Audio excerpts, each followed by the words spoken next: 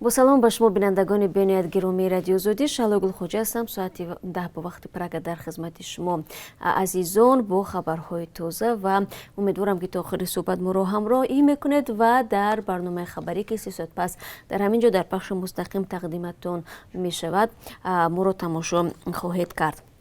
دلوری ظهوریان آهنگساز 46 ساله توجیک شب گذشته در پی یک صدمه هلاک شده است. در این باره از دفتر مطبوعاتی وزارت امور داخلی تاجیکستان به رادیو زودی خبر داده گفتند صدمه مرگبار دلوور نیمه شب 18 اکتبر در روی ماشینگرد دهه چیرتک شهر وحدت صورت گرفته است. به اطلاع منبع آهنگساز توجیک با автомاشین تمغه مرسدس خود مقابل سمت حرکت برآمده به автомاشین بورکش برمیخورد و در نتیجه او و یک مسافرش به هلاکت میرسد. منبع گفته از автомاشین بورکش کسی ضرر ندیده است. نزدیکان میگویند یک روز پیش توی دامادی آهنگساز بوده است.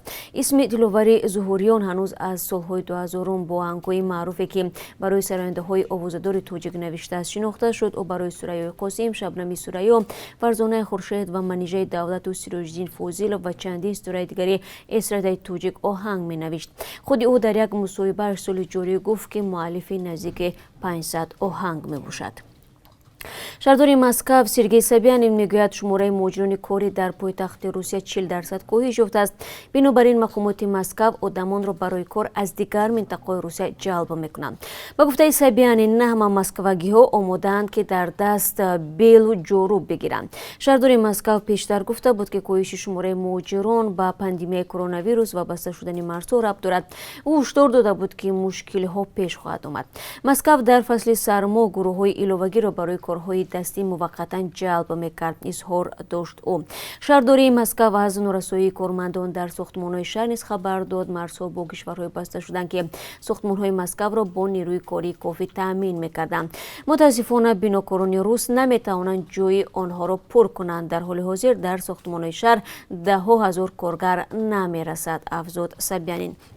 و بینندگان عزیز بازم در پی سوال‌های زیادی شما در اینجا باید بگم که متاسفانه تا همین لحظه ها درباره گشوده شدن مرزها بین تاجیکستان و روسیه و راه اندازی پروازهای منتظم هیچ خبری تازه در دست نداریم. درباره پروازهای چارتریش ما میتونید از صحبت نوید بامدادی ما با خبر باشید که کدام پروازها امروز از روسیه به تاجیکستان انجام میشوند. سفیر نوی فرانسه در تاجیکستان به فعالیت خود پرداخته است. میشل تران آخر هفته گذشته نسخه اعتمادنامه خود را به معاون وزیر کار خارجه تاجیکستان مظفر حسین زاده سپرده است. طور وزارت کارهای خارجه خبر می‌دهد جانب‌ها در جریان ملاقات مسائل همکاری‌های دو جانبه را بین تاجیکستان و فرانسه بررسی کردند. الکسی ناوالنی پیشوای مخالفان روسیه میگوید حکومت همه طرفه سعی دارد مانع بازگشتش به مسکو شود ولی با وجود این او برمیگردد. الکسی ناوالنی در یک صحبت با تلویزیون CBS آمریکا که روز 18 اکتبر نشر شد گفت عزم دارد بعد از چند ماه به روسیه برگردد و کاری نو تمامش را ادامه بدهد. او در شهر برلین با CBS صحبت کرده است که آنجا بعد زهرآلود شدنش از ماده کیمیایی کشنده از گروه نوویچوک معالجه میگیرد. الکسی ناوالنی که ماه اوگوست در داخل هواپیما بیمار شد ادعا دارد که زهرآلود کردنش کار دستی مقامات مسکو است. او میگوید که هر روز برای درمان به شفاخانه میرود و هنوز هم احساس کرختی دارد. الکسی ناوالنی را روز 22 سپتامبر بعد 32 روز معالجه از شفاخانه در برلین جواب دادند. او در مصاحبه‌اش میگوید که بعد دست رساندن به ظرف پلاستیکی آب زهرآلود شده است. به قول ناوالنی زهر قاتل نه در داخل آب نوشیدنی بلکه در بدن خود ظرف آن بوده است.